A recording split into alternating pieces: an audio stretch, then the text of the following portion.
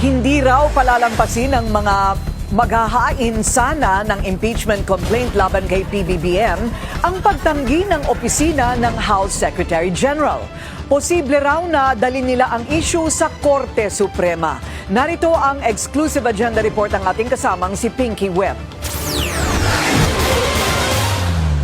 Para kay Attorney Ferdinand Topacio, dapat ma-sanction si House Secretary General Cheloy Garafil dahil hindi tinanggap ng kanyang opisina ang mga ihahain sanang impeachment complaint laban kay Pangulong Bongbong Marcos. It pains me to say this because the present Secretary General is a good friend of mine.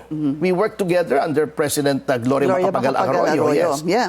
Kasama ni Topacio bilang complainant sina former Congressman Mike Defensor at Jacinto Paras, Attorney Manuelito Luna, Attorney Harold Respicio, Cathy Binag at Virgilio Garcia. Hindi tinanggap ng Office of the Secretary General ang kanilang reklamo dahil out of office kahapon si Garafil.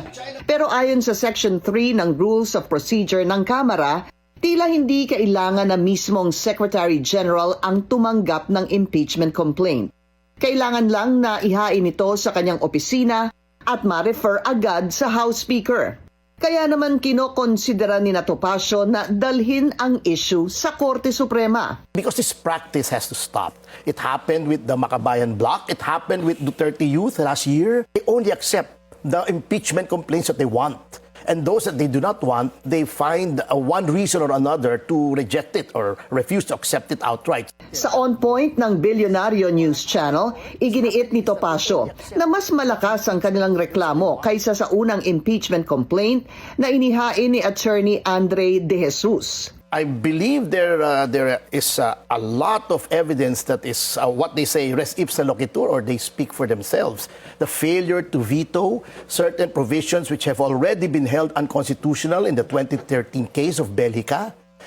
The knowledge that there is corruption, but as stated by no less than a member of the legislature, Representative Toby Tiangco, who has no interest in impeaching the president. Which one among his statements are you The one referring where to? he said that ilang bahay pa ba sa okay. Forbes Park, Ilang etc. caviar ang gusto mong Gaano karaming kainin? caviar. Naniniwala si Topacio na hindi magtatagumpay ang complaint ni De Jesus at mas substantial pa raw ang Sabayan at Makabayan Bloc. A lot of lawmakers share my view that it is going to be dismissed, and however, it will serve the purpose of inoculating the president for 1 year.